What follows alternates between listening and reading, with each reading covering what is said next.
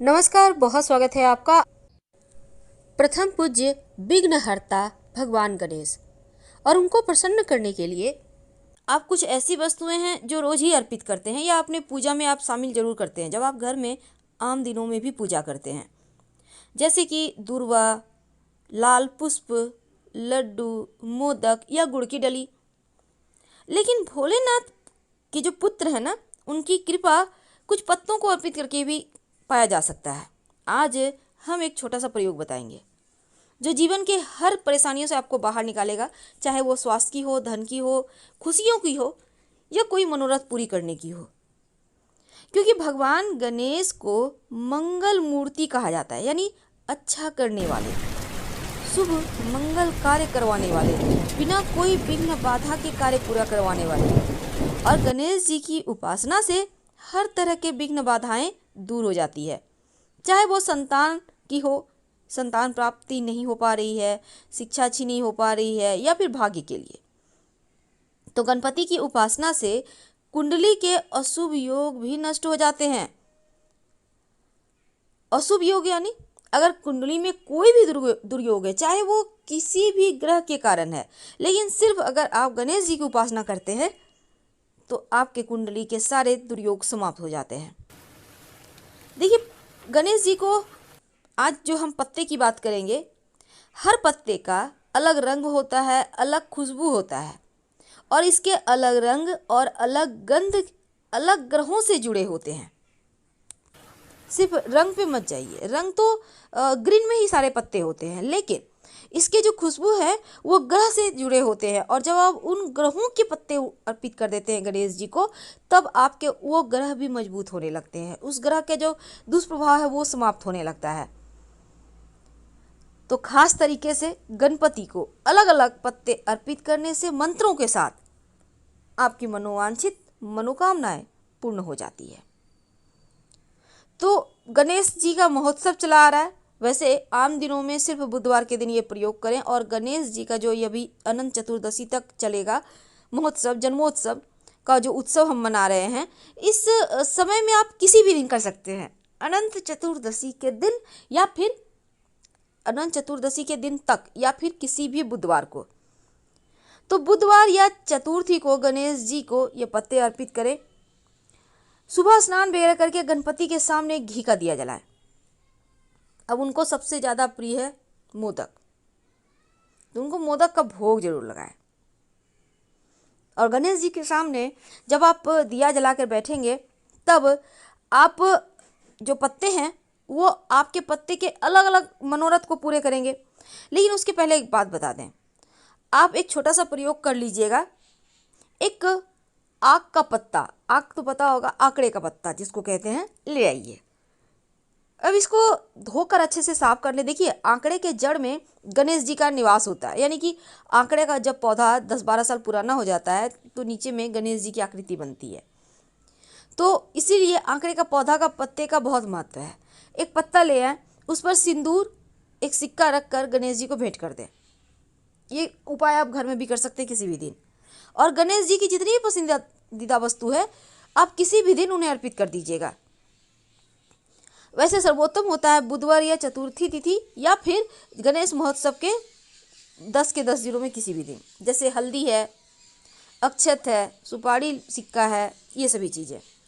तो चलिए जानते हैं आप कौन से मनोकामना के लिए कौन सा पत्ता अर्पित करेंगे। देखिए, उच्च पद की प्राप्ति, यानी सरकारी नौकरी प्राप्त करना चाहते हैं, प्रमोशन चाहते हैं, तो भंगरैया का पत्ता, जिसको भृंगराज भी कहते हैं, छोटे छोटे सफ़ेद सा पुष्प लगता है उसमें, आपने देखा होगा, आपके रोड साइड कहीं मिल जाएगा, अर्पित करना है।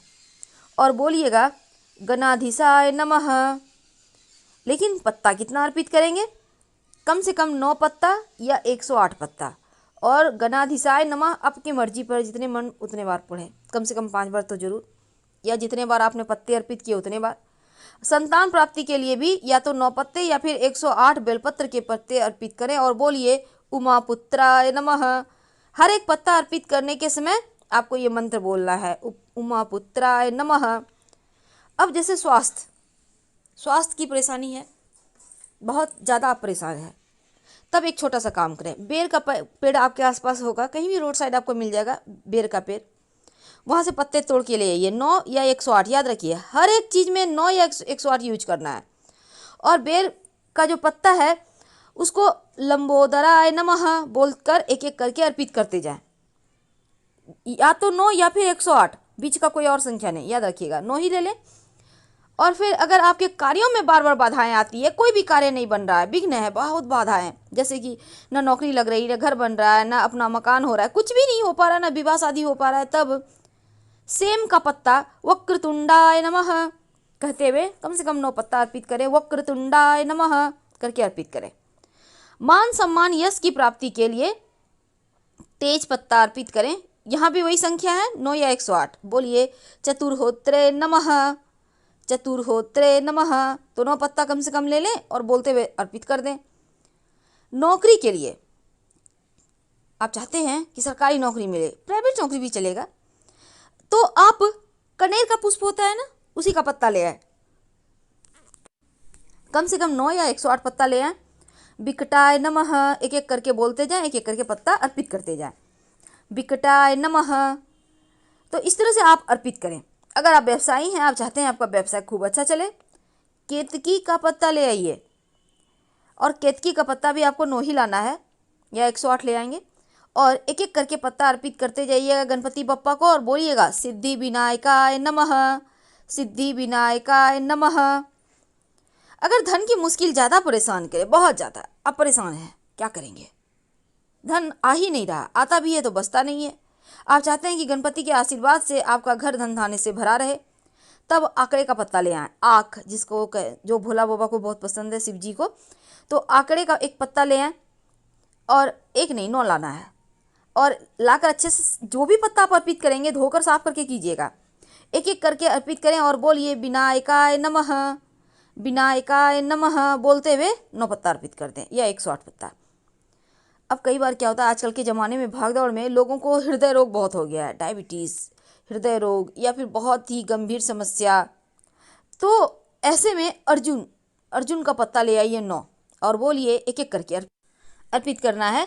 और बोलिए कपिलाय नमः, कपिलाय नमः एक एक करके अर्पित करते जाना है और बोलना है 9 या फिर 108।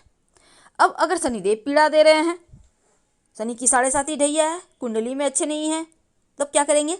सभी का पत्ता ले आए और सुमुखाय नमः बोलकर 9 बार 9 पत्ते अर्पित करें। सुमुखाय नमः इस तरह से अर्पित करें। और इसके बाद क्या करेंगे? देखिए, मान लेते हैं आज आपने अर्पित किया, तो कल इन पत्तों को उठाकर कहीं पवित्र मिट्टी वगैरह में दबा दें।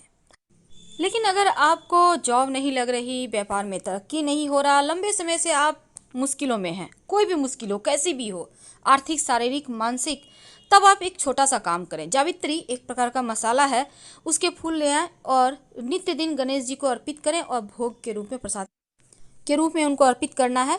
जावित्री पुष्प है, उसका टुकड़ा टुकड़ा कर लें और एक चुटकी अर्पित करें और रोज उसको प्रसाद के रूप में आप खा लें, भाग्योदय होगा।